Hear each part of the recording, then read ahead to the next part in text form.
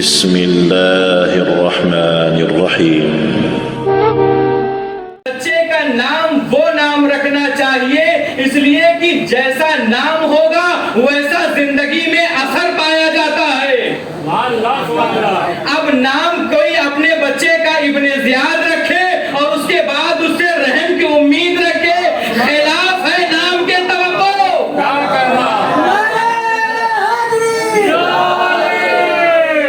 نام جیسا ہوگا ویسا زندگی میں اثر مرتب ہوگا۔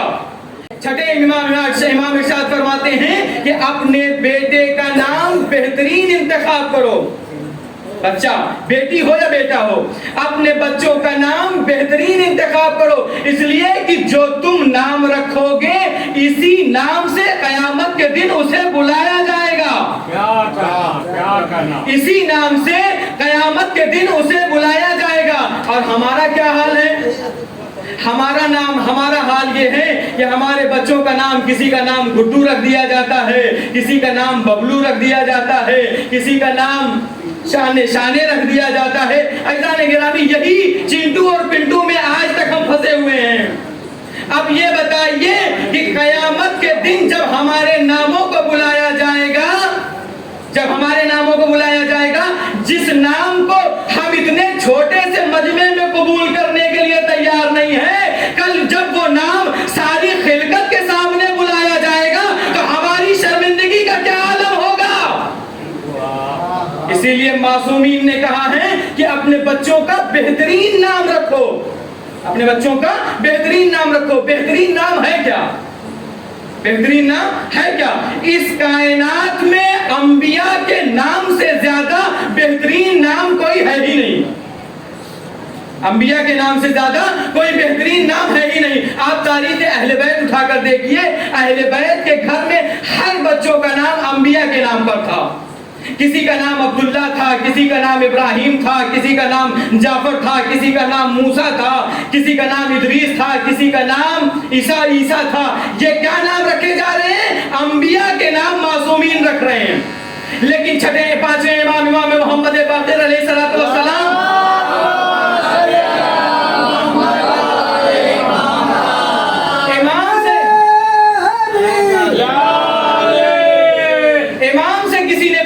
یا امام، ہمارے گھر میں بچہ متولد ہوا ہے، ہم اس کا نام رکھنا چاہتے ہیں، اس کا نام کیا رکھیں؟ اس کا نام کیا رکھیں؟ پانچویں امام نے ارشاد فرمایا، اس کائنات میں انبیاء کے نام کے بعد ہم اہل بیت سے زیادہ اچھا نام کسی کا نہیں ہے۔ ہم اہل بیت کے نام سے زیادہ اچھا نام کسی کا نہیں ہے۔ جب اہل بیت جیسے خوبصورت نام موجود ہیں تو ہمیں کسی اور کی طرف جانا ہی نہیں چاہیے۔ عزیزان گرامی، ہمارے یہاں کو فون آیا کرتے ہیں کہ بچے کی ولادت ہوئی ہے، بیٹی کی ولادت ہوئی ہے، کوئی اچھا سا نام بتا دیجئے۔ میں ایران میں تھا، میرے پاس یہی انڈیا سے فون گیا، کہنے لگے میرے یہاں ایک بیٹی کی ولادت ہوئی ہے، کوئی اچھا سا نام بتا دیجئے جو آج تک کسی نے نہ رکھا ہو، جو آج تک کسی نے نہ رکھا ہو۔ عزیزان گرامی، یونیک کے چکر میں ہم کہیں اور جا کر پھنس جاتے ہیں۔ ہم یونیک کے چکر میں جو کسی نے نہ رکھا ہو وہ نام بتائیے۔ ہم نے کہا آپ کے ذہن میں کوئی نام ہو تو بتائیے تاکہ اس کے سہارے سے ہم بھی آگے بڑھ سکیں۔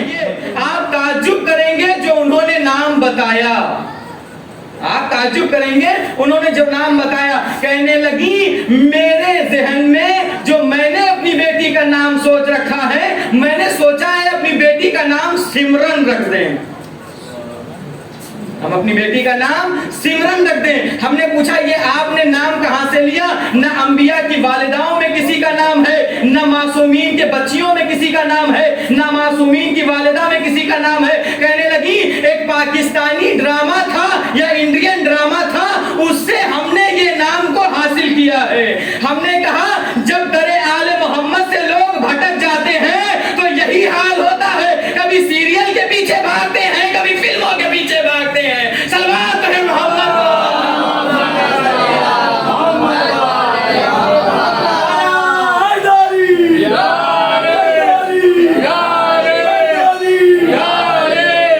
ہم نے ان سے کہا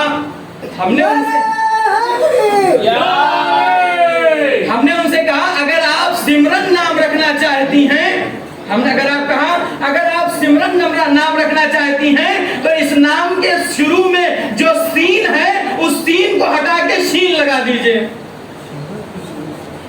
उस सीन को हटा के शीन लगा दीजिए। कहने लगी मौलाना ये तो सिमरन हो जाएगा। हमने कहा सिमरन से अच्छा है कम से कम इस्लामी तो है। सलवात पढ़े मोहम्मद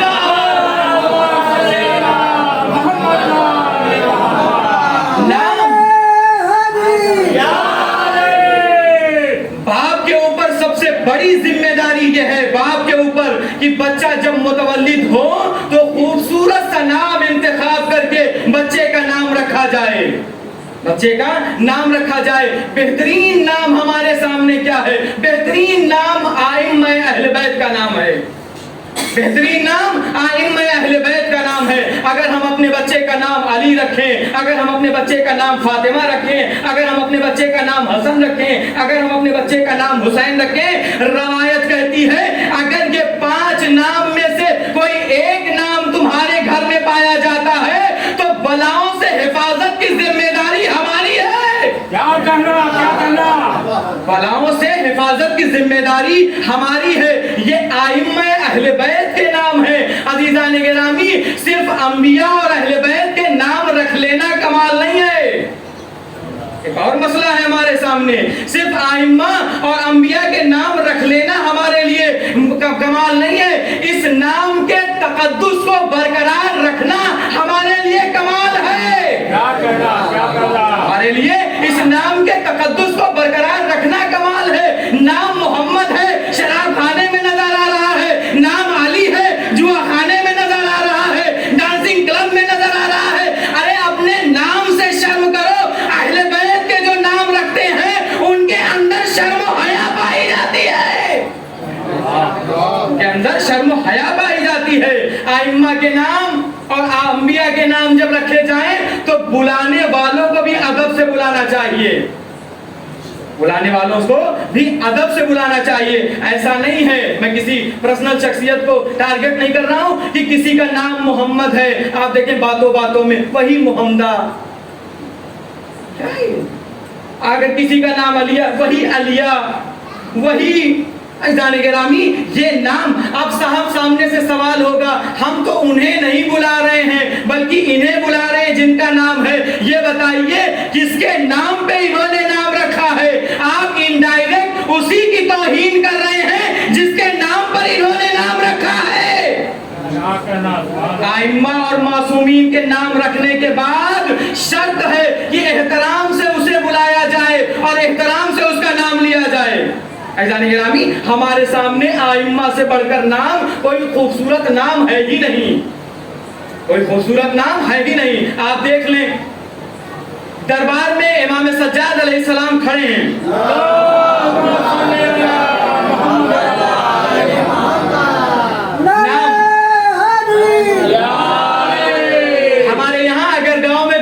मोहम्मद हो जाएं, 2-4 फातिमा हो जाएं, 2-4 ज़ैनब हो जाएं तो हमारे यहाँ इख्तिलाफ शुरू हो जाता है। साहब यही नाम मिला था आपको रखने के लिए, पहले ही से भरमाल है, आप ये नाम क्यों रहे? सैयद सज्जाद जब दरबार में खड़े हैं तो यजीद ने खिताब करके कहा, शिम्र से पूछा ये कौन है? कहा ये अली इब्नुल हुसैन है।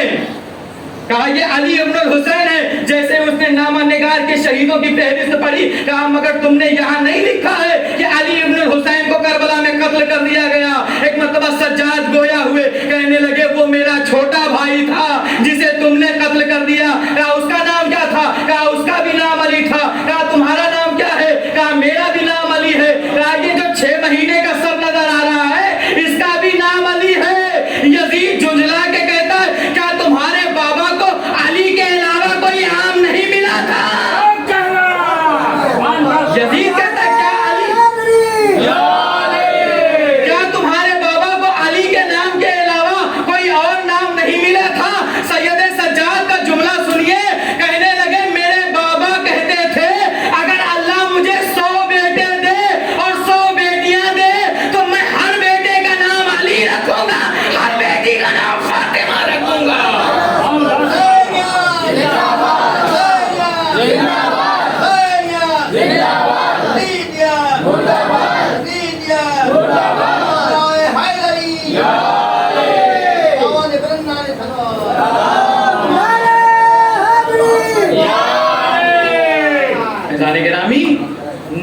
محمد علی فاطمہ حسن حسین، یعنی امام حسین کی خواہش ہے کہ اپنے بچوں کا نام علی اور فاطمہ رکھا جائے، علی اور فاطمہ رکھا جائے، نام ایسا ہو کہ نام سنتے ہی لوگوں پر آشکار ہو جائے کہ کس صف کے ماننے والے ہیں آپ، کس صف کے ماننے والے ہیں، کس قبیلے سے تعلق رکھتے ہیں، کس شجرے سے تعلق رکھتے ہیں۔ عزیزان گرامی، جب شام میں پہلی مرتبہ گیا اور امیگریشن کے لیے جب پاسپورٹ آگے کیا تو یہی فیروزے کی انگوٹھی تھی، جیسے ہی پاسپورٹ آگے کیا تو سامنے سے پوچھنے والے نے پوچھا، آفیسر نے پوچھا، مگر کیا آپ شیعہ ہیں؟ میں نے کہا الحمدللہ، مسکرا کے کہتا ہے شیعہ کبھی چھپتا نہیں ہے، اپنے ہاتھ سے آشکار ہو جاتا ہے، اپنے چہرے سے آشکار ہو جاتا ہے، اپنے نام سے آشکار ہو جاتا ہے۔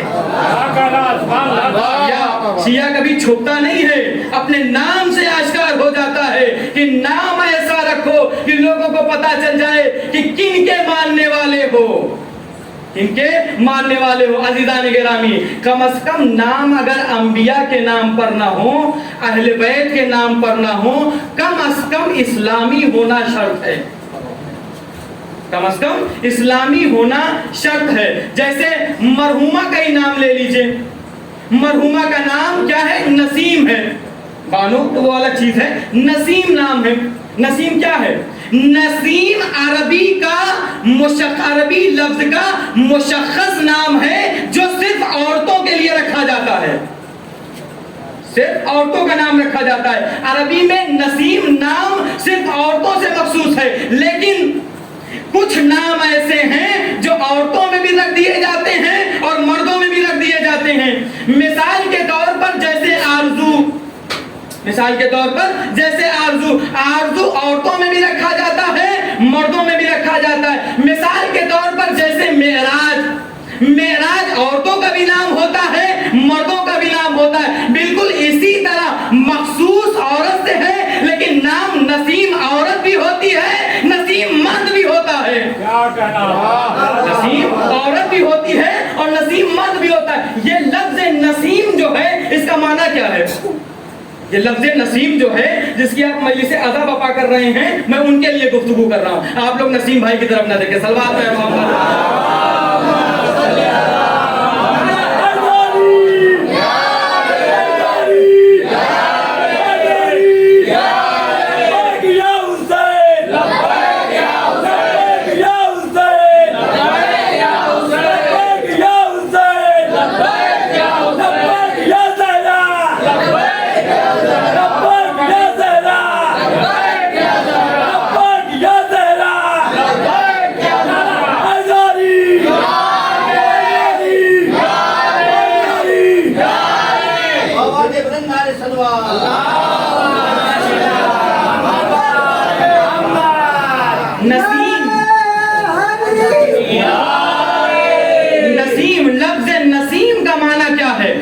لفظ نسیم کا معنی کیا ہے؟ تین نام آشکار لغت نے ذکر کیے ہیں، تین معنی نسیم کے، تین معنی لغت نے آشکارا صورت میں لکھا ہے، ورنہ اور بھی معنی کیے جا سکتے ہیں۔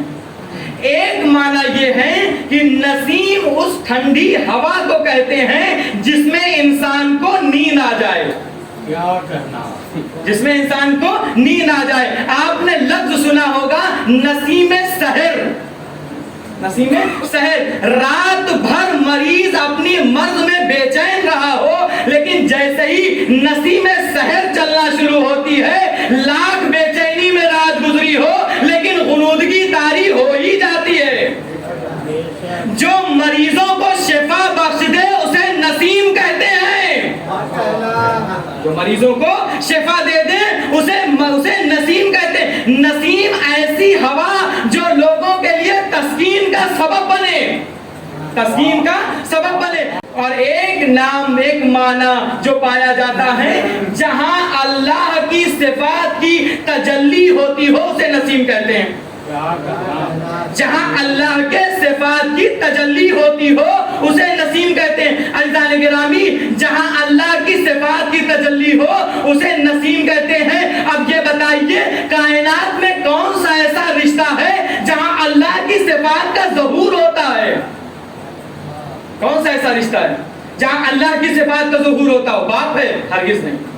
بھائی ہے؟ ہرگز نہیں. بہن ہے؟ ہرگز نہیں. ایک ماں کا رشتہ ایسا ہے جہاں اللہ کی صفات کا نزول ہوتا ہے. اب آپ تکمیلہ لگائیے کہ ماں بھی ہو اور نسیم بھی ہو. کیا کہنا؟ ماں بھی ہو اور نسیم بھی ہو. اب اس شخصیت کے بارے میں سوچئے کہ ماں بھی ہو اور نسیم بھی ہو. نسیم یعنی تجلیہ پروردگار کا ظہور ہو، یعنی ماں بھی ہے. اللہ رحیم ہے، رحم ماں دکھاتی ہے. اللہ کریم ہے، کرم ماں دکھاتی ہے. اللہ مالک ہے، کرم ماں دکھاتی ہے.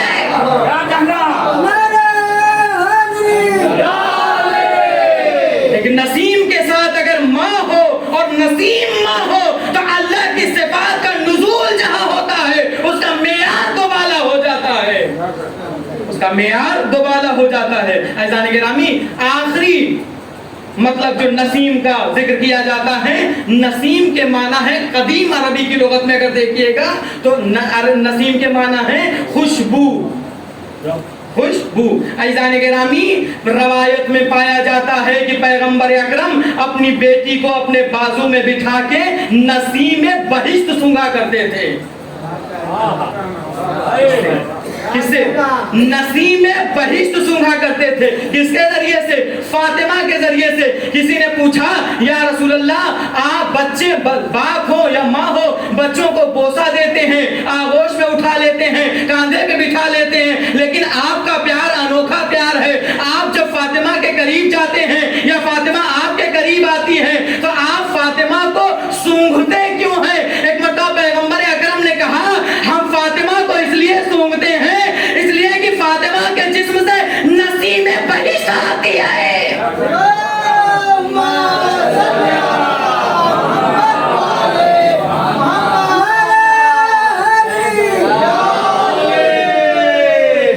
فاطمہ کے جسم سے نسیم بہشت آتی ہے، یعنی بہشت کی خوشبو کو پیغمبر کو جب سونگنا ہوتا تھا تو فاطمہ کے جسم سے سونگتے تھے.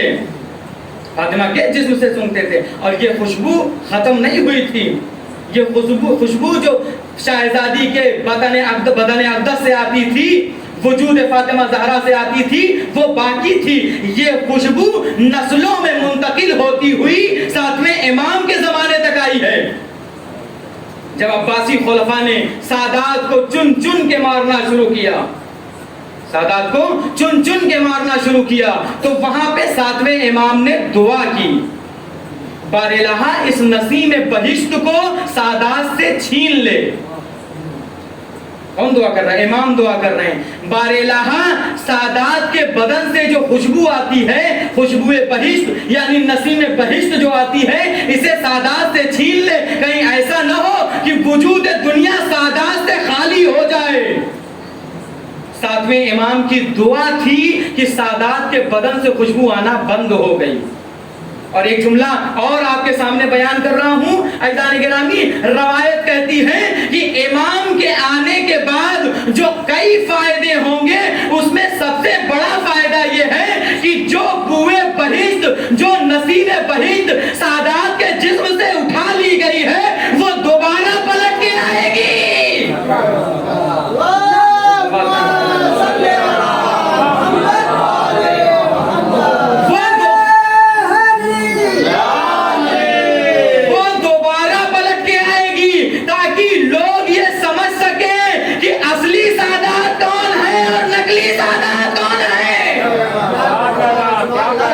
خوشبو سادات کے بدن سے آتی تھی وہ امام کے ظہور کے بعد پلٹ جائے گی، یعنی واپس ہمارے بدن پہ آئے گی، تاکہ لوگوں کو آشکار ہو سکے کہ ہم سید ہیں یا نہیں ہیں.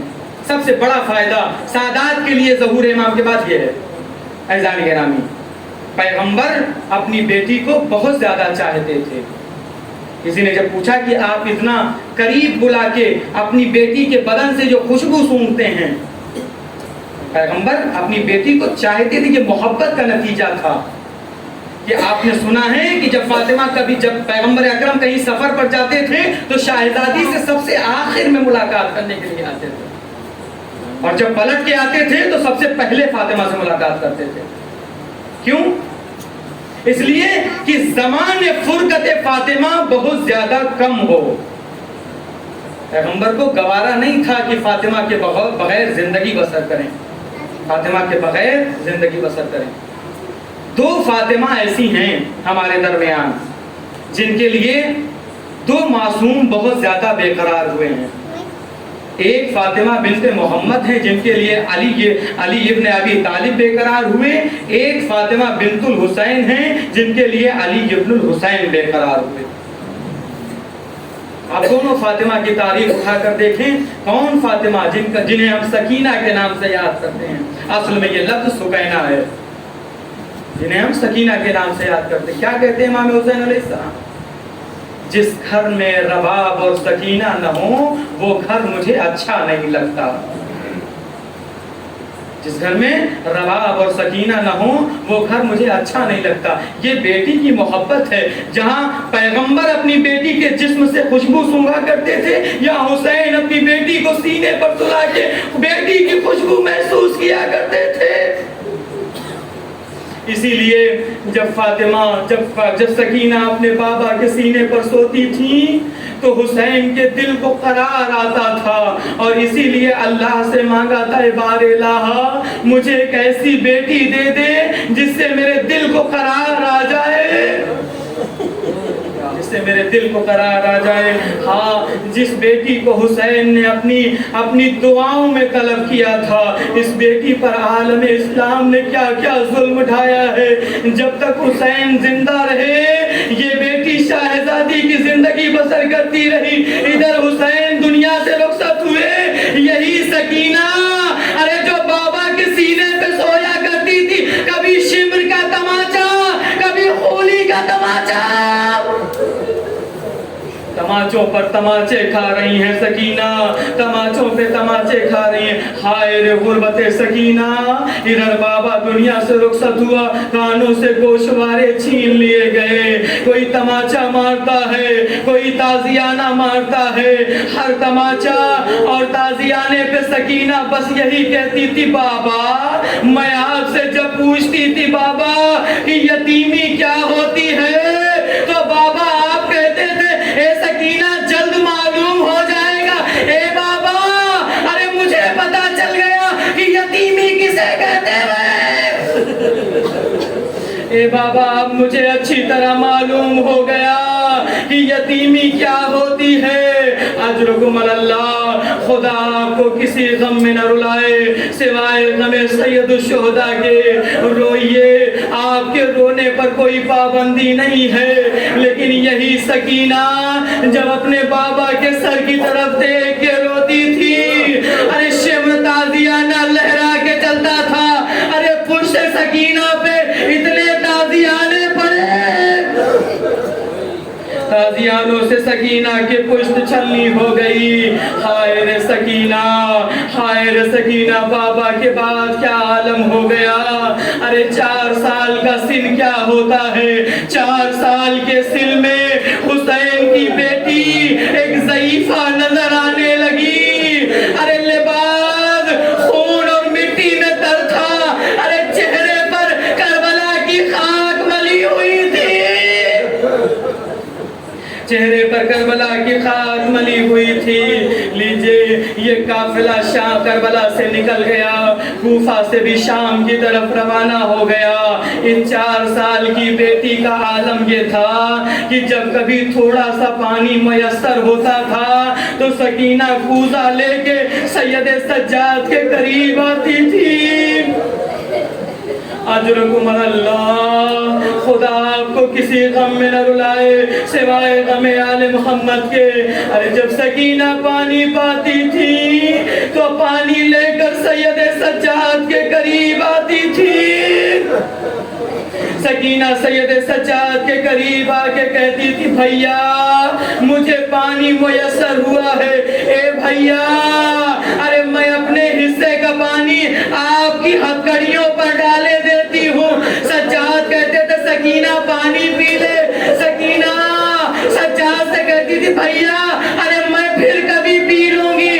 ارے بھیا تو زیر آفتاب کھڑا ہے تیرا لوہا گرم ہو گیا تیرا لوہا گرم ہو گیا ہے، ہتھکڑی اور بیڑی کی گرمی تجھ سے برداشت نہیں ہوتی، اس لیے میں اپنے حصے کا پانی ارے تیرے زیورات پہ بہا دیتی ہوں۔ ہاں 4 سال کی سکینہ جب سید سجاد کے قریب آتی تھی، کبھی کبھی سکینہ اپنے ہاتھوں کو سجاد کی گردن میں ڈال دیتی تھی اور ڈال کے کہتی تھی بھیا، ارے بھیا یہ اڑتے ہوئے طائر کہاں جا رہے ہیں؟ ارے سجاد تڑپ کے کہتے تھے سکینہ ارے اب شام ہونے والی ہے، یہ طائر اپنے اپنے گھروں کو جا رہے ہیں، اے سکینہ اب یہ اپنے اپنے گھر کو واپس جا رہے ہیں۔ سکینہ تڑپ کے کہتی تھی اے بھیا ارے کیا ہمیں اپنے گھر جانا نصیب نہ ہوگا؟ کیا ہمیں اپنے گھر جانا نصیب نہ ہوگا؟ ارے سید سجاد اپنی بہن کو دور کھڑا کر کے کہتے تھے سکینہ سب جائے گا مگر تو وطن واپس نہ جائے گی، سکینہ سب جائے گا لیکن تو وطن واپس نہ جائے گی۔ سکینہ تڑپ کے پوچھتی تھی بھیا ایسا کیوں ہے؟ سجاد کہتے تھے پھر کبھی بتاؤں گا، سکینہ سے سجاد کہتے تھے پھر کبھی بتاؤں گا، سجاد ڈال دیا کرتے تھے اسی راستوں میں، انہی راستوں میں کبھی سکینہ سجاد کے قریب آتی تھی، سجاد کا پاؤں اٹھا کے اپنی آغوش میں رکھ کے ننھے ننھے ہاتھوں سے بھائی کے پیروں سے کانٹا نکال کے کہتی تھی اے بھیا ہم نے دیکھا ہے پورا دن آپ پیادہ سفر کرتے ہیں، اے بھیا ارے ظالم ارے کانٹے بچھاتے ہیں جن کانٹوں سے آپ کو گزارا جاتا ہے، اے بھیا آپ کے پاؤں زخمی، اجرکم اللہ، خدا آپ کو کوئی غم نہ دے سوائے غم سید الشہداء کے۔ سکینہ بھائی کی آغوش میں آ کر بیٹھ کے اپنے بھائی کے پاؤں سے ننھے ننھے ہاتھوں سے ارے کانٹوں کو جدا کرتی تھی، ارے کانٹوں کو نکال کے کہتی تھی اے بھیا میں ان کانٹوں کو نکالے دیتی ہوں، اے بھیا ارے شاید آپ کے ان پیروں کو کچھ راحت مل جائے۔ سید سجاد تڑپ کے کہتے تھے اے میری بہن سکینہ ارے تجھے میری آرام کا کتنا خیال ہے، اے سکینہ ارے پورا پورا دن یہ ظالم راستوں میں کانٹے بچھا کے سید سجاد کو ان کانٹوں سے گزارتے ہیں۔ سکینہ سجاد کے گلے میں باہیں ڈال کے کہتی ہے اے بھیا یہ بتاؤ یہ سکینہ کی مشکلیں کب تمام ہوں گی؟ اے بھیا سجاد ہم اپنے وطن کب جائیں گے؟ سجاد تڑپ کے کہتے سکینہ سب جائے گا لیکن تو وطن واپس نہ جائے گی۔ سجاد اے بھیا ایسا کیوں کہتے ہو؟ کہا سکینہ ارے زندان کی تاریکیاں ارے تجھے کھا جائیں گے، زندان کی تاریکیاں تجھے کھا جائیں گی۔ تاریخ نے لکھا یہ 4 سال کی سکینہ کربلا سے کوفہ کا سفر کیا، کبھی کوفہ سے شام کا سفر کیا۔ روایت کہتی ہے پہلی سفر کا دن تھا جب اہل حرم کو دربار یزید میں داخل کیا گیا۔ روایت کہتی ہے 18 مستورات تھی، 18 مستورات تھی جن میں سب سے آگے زینب تھی اور سب سے پیچھے جناب فضہ تھی، درمیان میں ایک ننھی سی بچی جس کا نام سکینہ بنت الحسین تھا، جس کا نام سکینہ بنت الحسین تھا۔ روم کا ایک سفیر آیا تھا، روم کا ایک سفیر آیا تھا، ساری رات روم کا سفیر دیکھتا رہا۔ ارے ان قیدیوں میں 18 گلے تھے اور ایک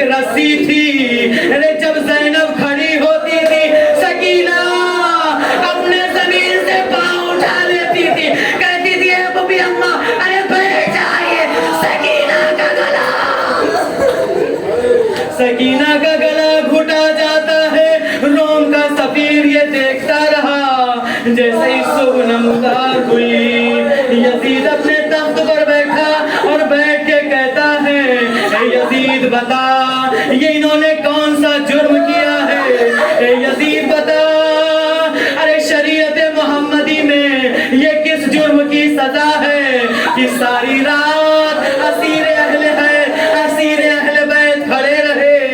अरे यजीद पूछता है रोम के सफीर मुझे ये बता ये तू क्यों पूछ रहा है? कहा यजीद अरे सारी रात मैंने देखा ये जो 4 साल की बच्ची है जमीन से कभी पैर उठाती है कभी जमीन पे पैर रखती है।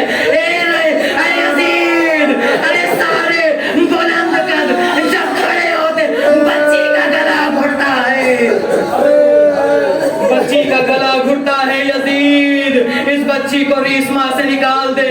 यजीद ने शिम्र की तरफ देखा, शिम्र से देख के कहता है ये बच्ची कौन है?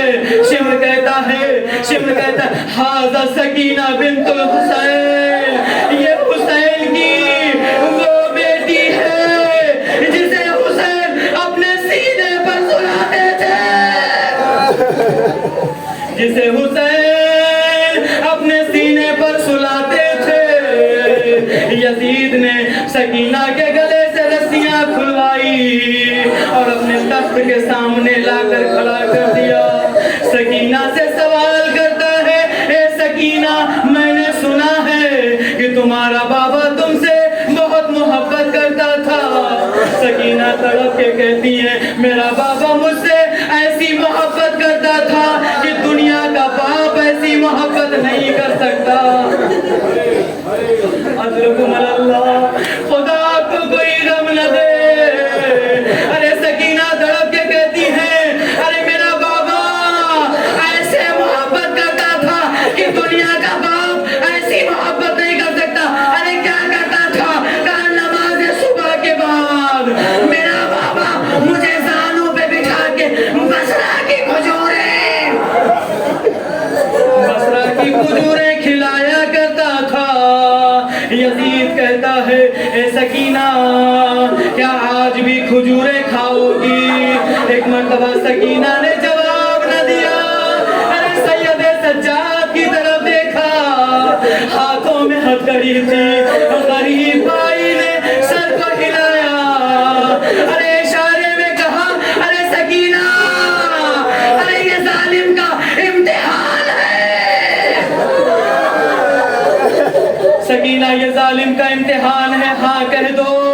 अरे जैसे ही सकीना ने हाँ कहा अरे जालिम ने इशारा किया। एक तश्त था, तश्त पर रुमाल ढका था। अरे जैसे ही सकीना की नजर इस तश्त पर पड़ी, अल्लाह जाने क्या कशिश थी, सकीना की नजर तश्त पर पड़ी। अरे जैसे जैसे तश्त मुड़ता था सकीना घूमती जाती थी, सकीना घूम के देखती जाती थी। जब तश्त आ गया यजीद के तख्त के सीने पर रख दिया। शिम्र कहता है सकीना आगे बढ़, अरे तश्त से रुमाल को हटा। यजीद के कहने पर सकीना आगे बढ़ी, आगे बढ़ के अब जो तश्त से रुमाल को हटाया, अल्लाह जाने इस बच्ची ने तश्त में क्या देखा।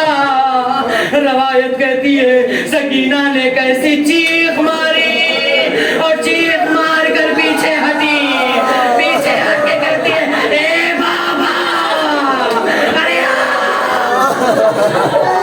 ए बाबा, अरे बड़ी मुद्दतों के बाद देखा है, ए बाबा, अरे सकीना का आलम क्या है, ए बाबा सकीना का आलम क्या है। अरे जैसे ही चाहा कि बाबा का सर उठा ले, यजीद ने सकीना को दूर कर दिया। अजरकुम अल्लाह, खुदा आपको किसी गम में न रुलाए सिवाय गम सैयद शुहदा के। यजीद ने सकीना को बाबा के सर से हटा दिया। यजीद ने हुक्म सादिर किया अहले हरम को जिंदान में ले जाओ। अजरकुम अल्लाह, अहले बैत जिंदान में आ गए। अब जब से सकीना ने बाबा का सर देखा है सकीना को आराम नहीं है। हाय बाबा,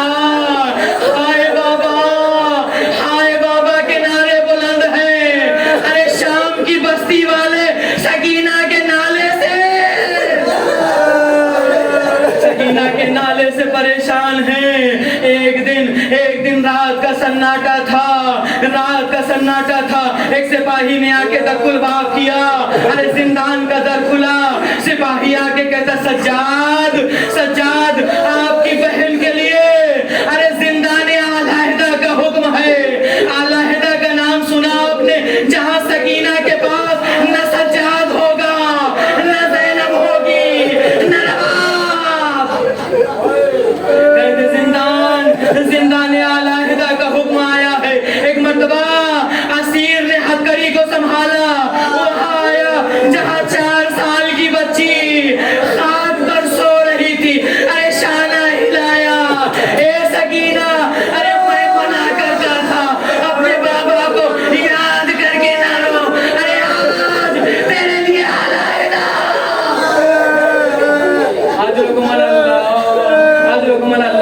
आज तेरे लिए आलाहिदा जिंदान का हुक्म आया है।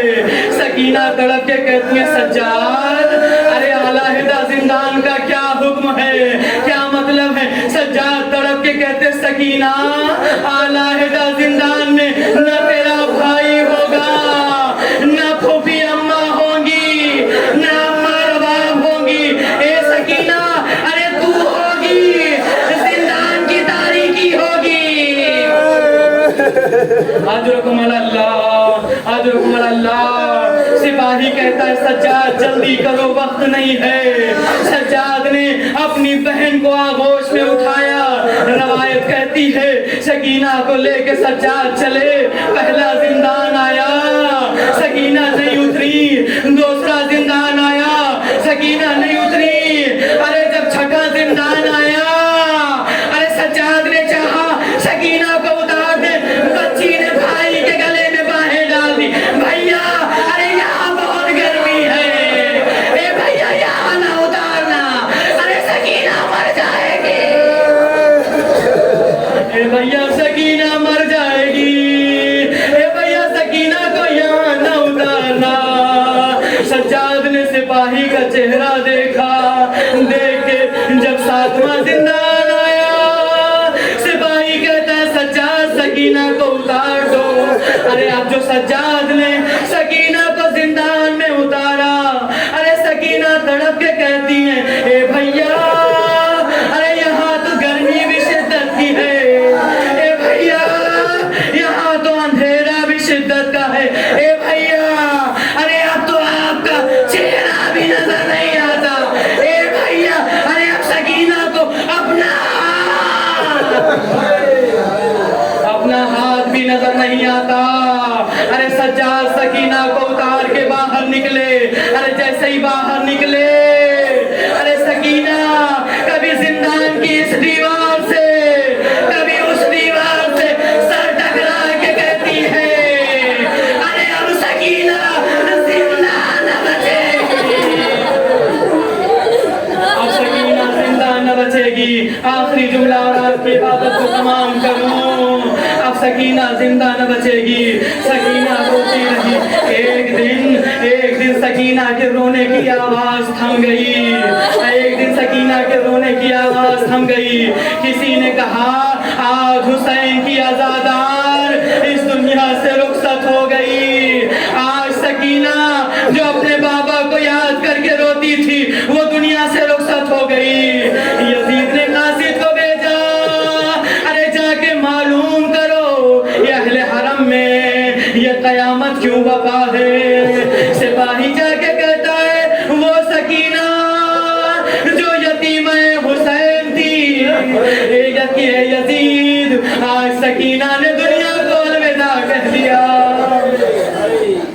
कासिदा के सज्जाद से कहता है ए सज्जाद अब गिरिया करने से क्या फायदा। ए सज्जाद यजीद ने कहा है मैं गुस्ल कफन का इंतजाम करता हूँ। सज्जाद ने तड़प के कहा ए सच्चे यजीद से जाके कह देना मेरी बहन ने वसीयत की है। ए भैया अगर मैं जिंदान में मर जाऊं तो यजीद से कफन न लेना। ए भैया इसी फटे हुए कुर्ते में सकीना को दफना देना। अल्लाह इधर सकीना دنیا سے رخصت ہوئی، غسالہ لائی گئی، ارے غسالہ نے غسل دینا شروع کیا، ارے جیسے ہی کرتا اتارنا چاہا، ارے سکینہ کے جسم سے جسم کی جلد جدا ہونے لگی۔ غسالہ تڑپ کے کہتی ہے ارے اس بچی کو کیا مرض تھا؟ زینب تڑپ کے کہتی ہے ارے کوئی مرض نہ تھا، ارے کربلا سے کوفہ، کوفہ سے شام، سکینہ کے پشت پر اتنے تازیانے کہ سکینہ کے پشت چھلنی، لیجیے جنازہ آمادہ کیا، ایک بھائی جنازہ لے کر چلا، سجاد ندا دیتے تھے اے بہن سکینہ، اے کاش ہاتھ میں ہتھ کڑی نہ ہوتی، ارے پاؤں میں بیڑی نہ ہوتی، تیرا لاشا بڑی دھوم سے اٹھاتا۔ الا لعنت اللہ علی القوم الظالمین، انا للہ و انا الیہ راجعون۔